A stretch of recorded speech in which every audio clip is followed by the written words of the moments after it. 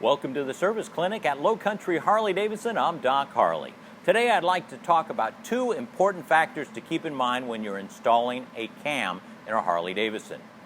Ever since the beginning of time, when you were building a motor, you had to have the alignment of the motor parts with the cam to make sure that everything is opening and shutting and working in alignment with each other.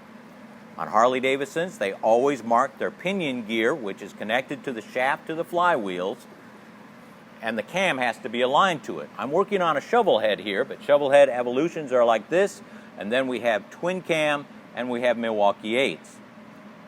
On this shovel head, if I rotate the flywheels around, the pinion gear has a small little line.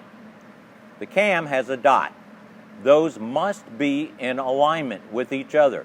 Not a tooth off, not almost, it has to be aligned correctly. Now over here on a shovel head and evolution, you have a breather gear timing mark, and it has to be lined up also. So you have two marks on a shovel head and evolution to be aligned with the pinion gear, and it is very important that these be in alignment. On a twin cam, you have two dots. You have a dot on the cam gear and a dot on the pinion. On a Milwaukee 8, you have a dot on the cam gear and you have a dot on the pinion. These must be in alignment. They cannot be a tooth off. It has to be aligned because it's so important that this cam have all the timing of opening and shutting the valves to where the motor is, where the pistons are going up and down. If you are a tooth off, it's a possibility that a valve will hit a piston because the piston's coming up and the valve is still there, or the valve is opening up as it is coming up. So it is important. That's the first thing you have to keep in mind. When you are assembling, these dots must be lined up. The second factor I'd like to talk about is end play. A cam has to have an end play. Manufacturers have tolerances that they make the cams in certain lengths, and also you have tolerances in how the motor's built and where the bearings are. And so everything kind of stacks up, and you need that cam to be in alignment with the pinion gear. So on shovel heads, you have the spacer behind the cam, and I'll talk about how to figure that out on a different video. On the twin cam and Milwaukee 8, when you purchase the cam and the bearings and the gaskets and all that, you will purchase a spacer kit. Harley-Davidson supplies the 5 most used spacers. They range from 0.130 to 0.150. And what you are trying to do is align this gear with this gear. Now, usually this gear here is on the shaft, on the flywheels, and it sticks out a little bit, and you want this gear to be in alignment with it.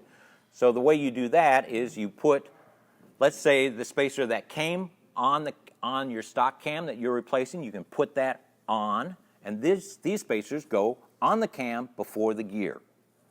So then you take a flat edge and you take a 10,000ths gauge and you take the flat edge and you slide it across near the gear, and then you try to put a 10,000ths gauge underneath.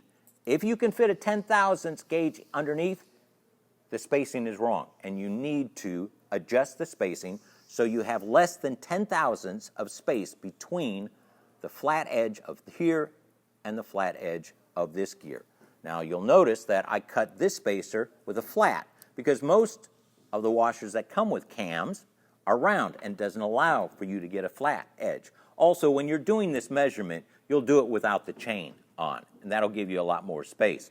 I use the chain right now so you can see that the alignment of the dots is the most important thing we're talking about today. But the second thing is the end play of these. You want these to be aligned. If they're not aligned, then the cam can walk in and out and put extra stress on all parts and the chain, and you'll get noise also.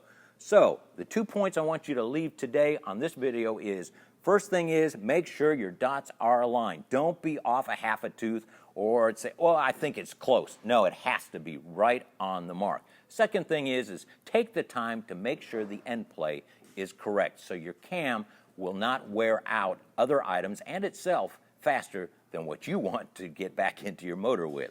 I hope these 2 tips help you. I know if you do not feel comfortable with these points on tuning a cam, please bring a cam installation to your dealership. This is something that is very important that could drastically hurt your motor if you do it wrong. So know your capabilities, Follow the service manual. Don't do this blind or off the videos off of YouTube. Follow the service manual. If you follow the service manual and your capabilities are up to it, you can do this process. But if you don't feel comfortable with it, please bring it to a professional. I'm Doc Harley. We'll see you next week.